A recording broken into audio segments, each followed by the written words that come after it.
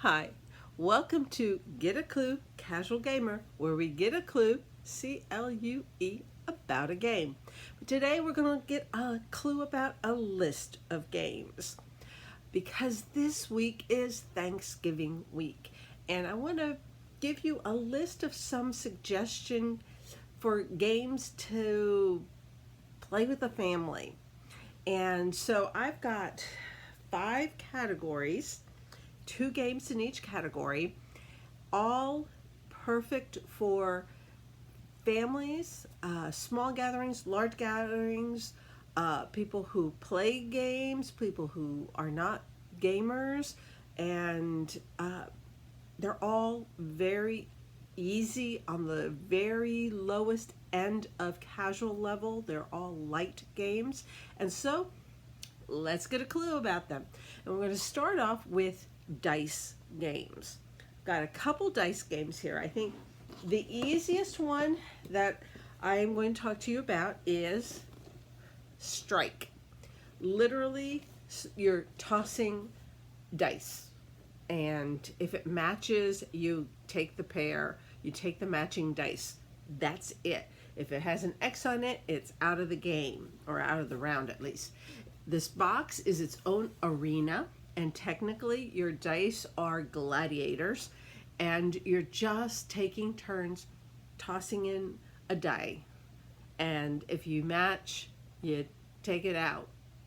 And that's it. That's all it is rolling a bunch of dice, and whoever is the one left with dice is the winner. Very simple. But what if you want something a little bit more urgent? Well, then you can use the game Fuse. Again, you're just pulling dice out and rolling them and trying to defuse bombs. You have a certain number of bombs, which are cards, that have criteria to, you know, what's the word? Oh my goodness. To, yeah, stop the, I don't remember the word. Anyway, you're wanting to stop the bombs, to defuse them. Hello, to defuse the bombs in a certain amount of time. And there's an app that you can use that will make it even more frantic, trying to get all of these bombs diffused in a certain amount of time. And it's a very simple game. I didn't mention, but Strike is said to be for 2 to 5 players, and that's easy enough. Fuse is for 1 to 5 players, because I have played it solo myself. So but it plays up to 5. So you don't have to get the whole gang together, but just a couple of you want to do something really fast paced and just like anxious. Fuse is a good choice. So what if you wanted to play cards instead of dice? I have a couple games here. First one is called Point Salad. And basically, almost everything you do is going to give you points. So you're just making sets, but trying to match the goal cards. What kind of sets do give you the most points? And you're just picking cards from those that are available and putting them in front of you and just creating your garden so that at the end of the game, all of the different goals that you chose match up with as many of the vegetables that you chose, and you get points for everything. It's a point salad. Very easy, very family friendly, and it plays 2 to 6 players. Another game, very different, but still very easy, very pretty, is Enchanted Plumes.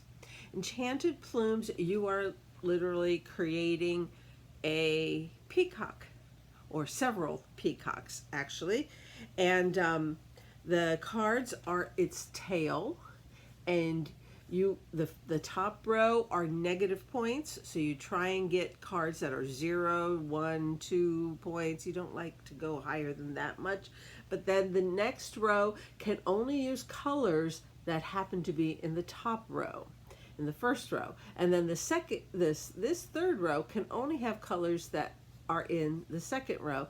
And at any time you can finish that peacock by turning the card over, and it has the peahen there, the picture of the peacock head, and that creates a full thing. But the bigger you can make it, the more points you're able to get. So Enchanted Plumes is beautiful, and it's just picking out and creating peacocks. The cards are its feathers, and when you're ready, you flip the bottom one and it becomes the head. And that's Enchanted Plumes.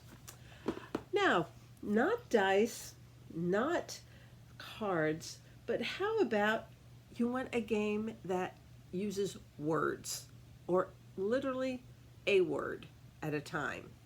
We have 2 games here. Well, I have 2 for everything. This one is a very simple one. It plays 4 to 20. So this is a good one for a big crowd.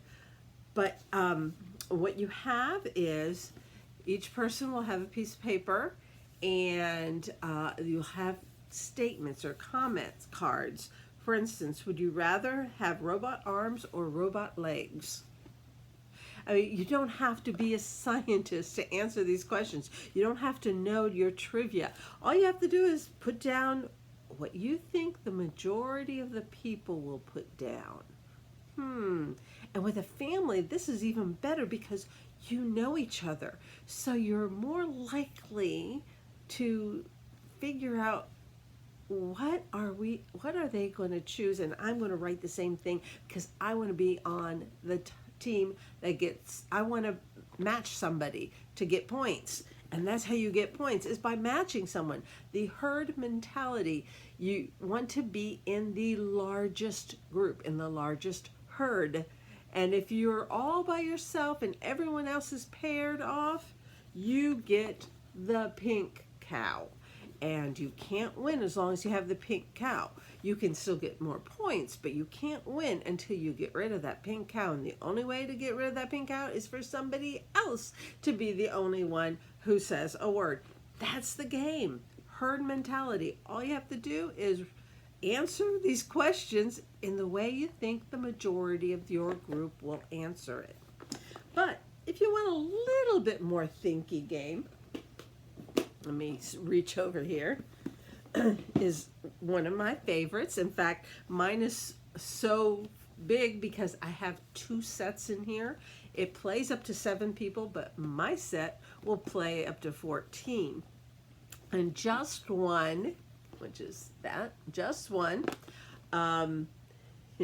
it won the Spiel des Jahres in 2019. It is a game where the person who is it, which rotates, it's a cooperative type of game.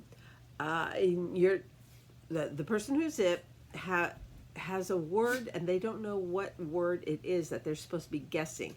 But everyone else at the table can see that word, and then they write a one-word clue, one word to guess one word clue. And then once everyone has written their clue, they compare their clues. If there's any duplication, it's the opposite of herd mentality. Here, you don't want to match anybody, because if you match anyone, neither of you can show your clue.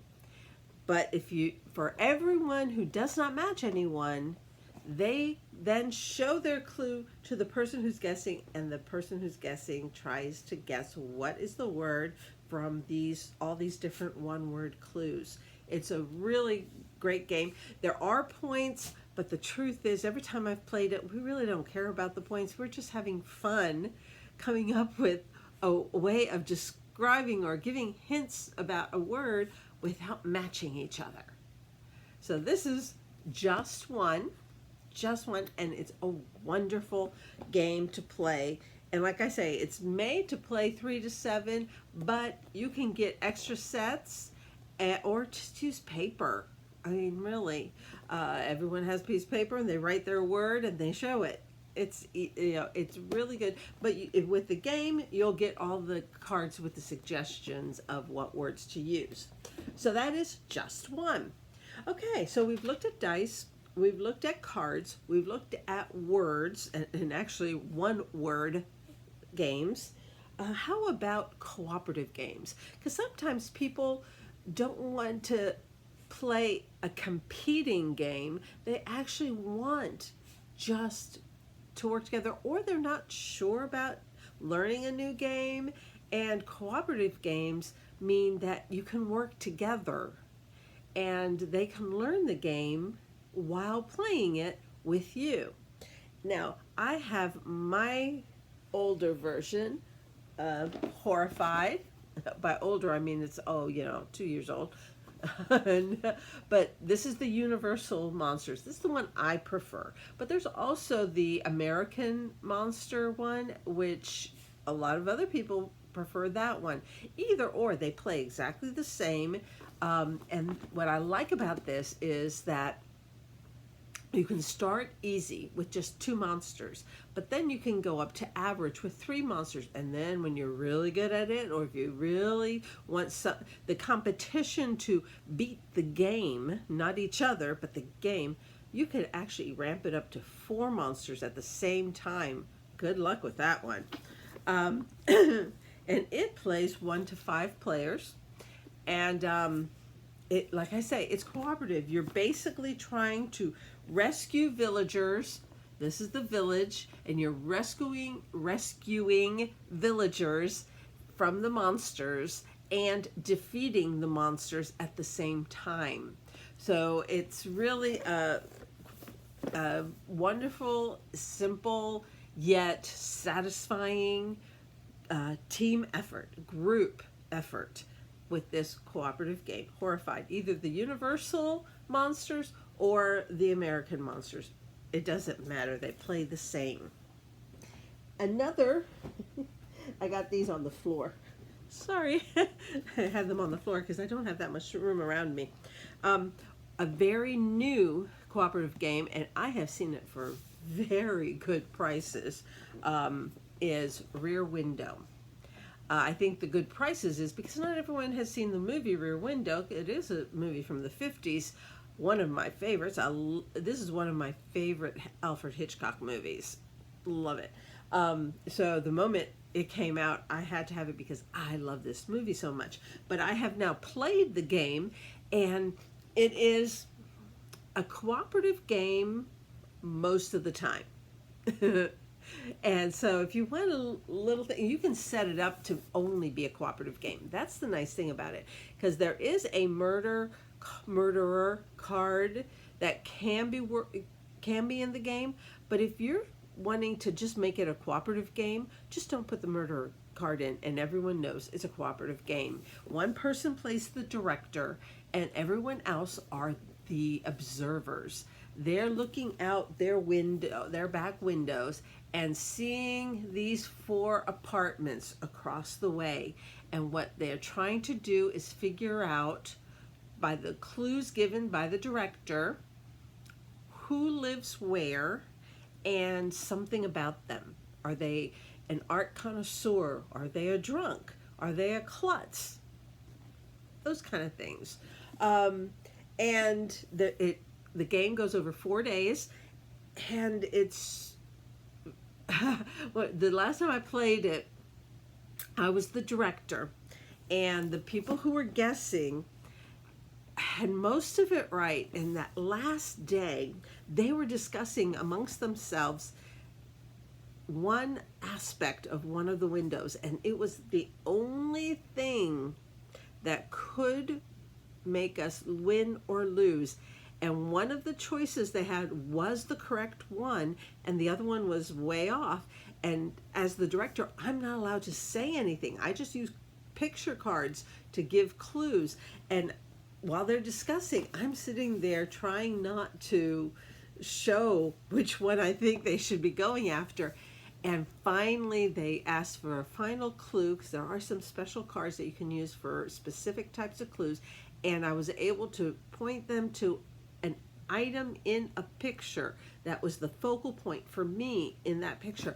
And they chose correctly, and we won the game. It was a cooperative game. There were no murderers. And it's a wonderful game. And it has a great table presence.